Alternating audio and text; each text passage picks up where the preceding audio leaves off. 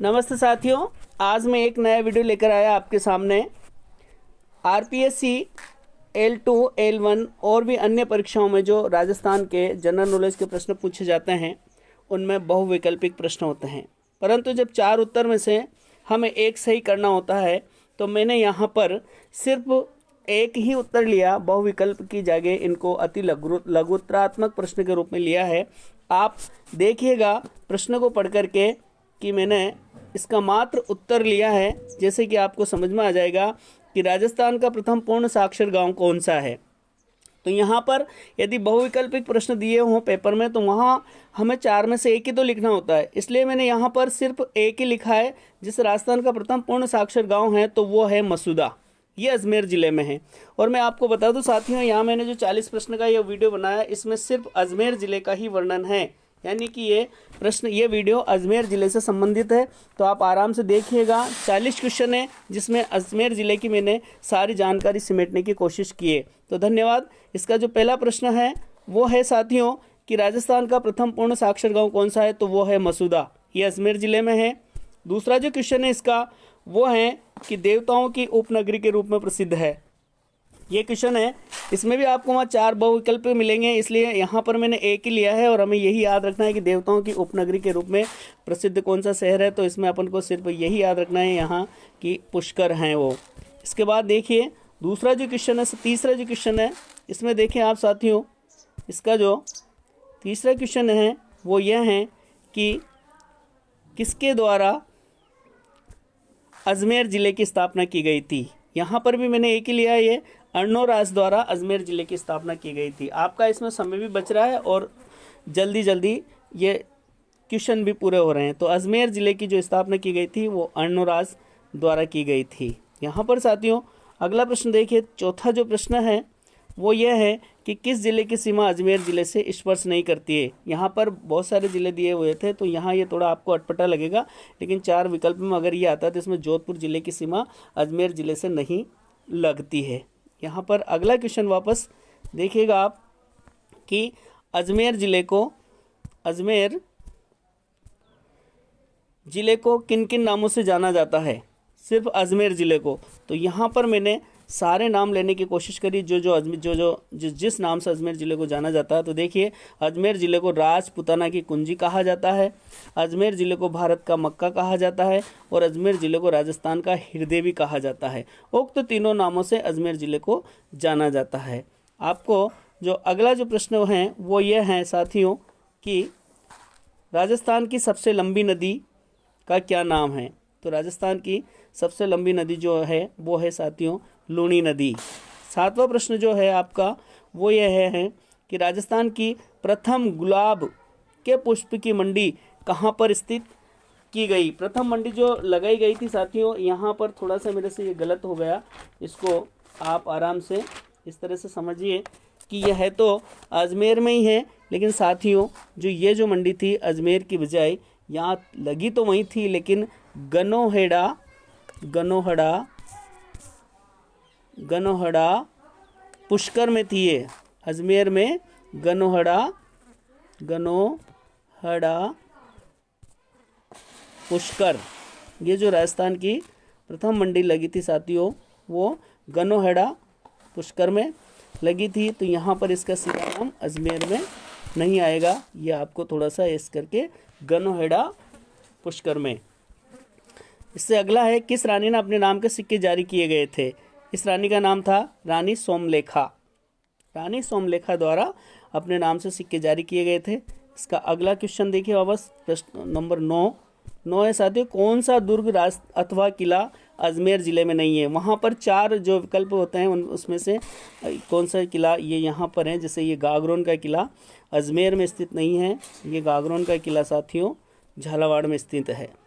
अगला जो क्वेश्चन है, किशनगढ़ शैली पर किस संप्रदाय का अत्यधिक प्रभाव था। किशनगढ़ शैली पर तो ये बल्लभ संप्रदाय का सबसे अधिक प्रभाव था साथियों।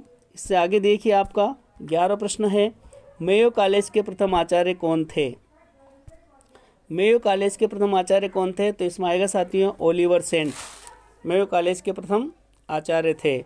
12 प्रश्न देखें, कौन सा स्थान परमाणु की राजधानी रहा? साथियों, परमाणु की राजधानी जो रहा वो है अराई, ये परमाणु की राजधानी रहा है।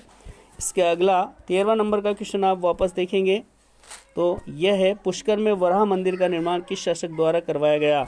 तो पुष्कर में वराह मंदिर का निर्माण जो साथियों करवाया गया था, वो जिसने करवाया उस राजा का नाम था अर्णोराज, यानी पुष्कर में वराह मंदिर का निर्माण अर्णोराज द्वारा करवाया गया था।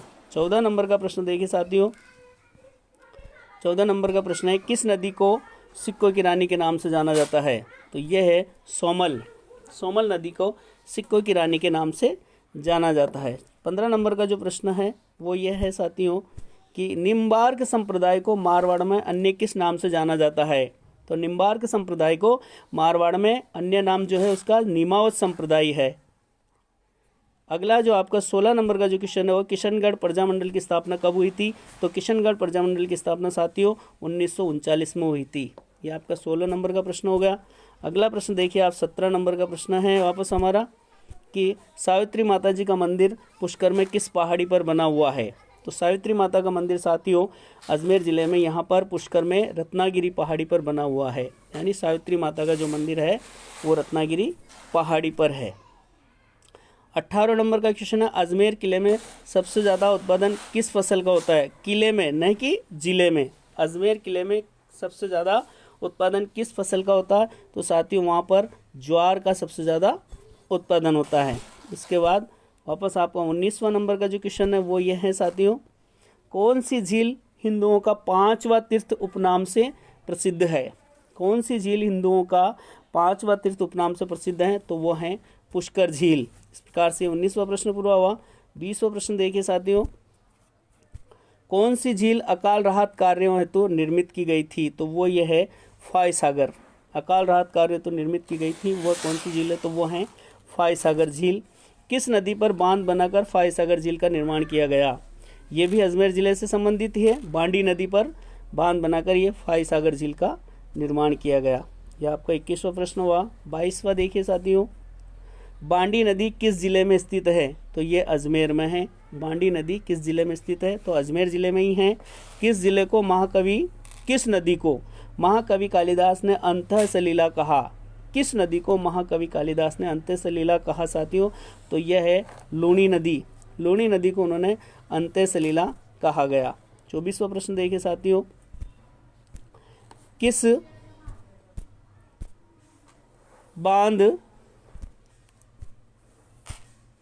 बांध को अजमेर जिले का समुद्र के नाम से जाना जाता है? किस बांध को अजमेर जिले का समुद्र के नाम से जाना जाता है? तो वो है नारायण सागर बांध। इस प्रकार से आपका 24वां प्रश्न खत्म हुआ। देखिए आप इसका 25वां प्रश्न है ये,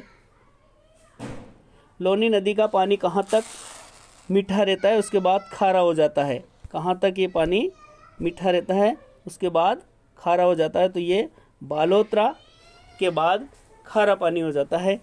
इसका 25 नंबर का जो क्वेश्चन है उसके आगे देखिए साथियों वापस, किस कालबेलिया नृत्य को विश्व स्तर पर प्रतिष्ठित किया गया?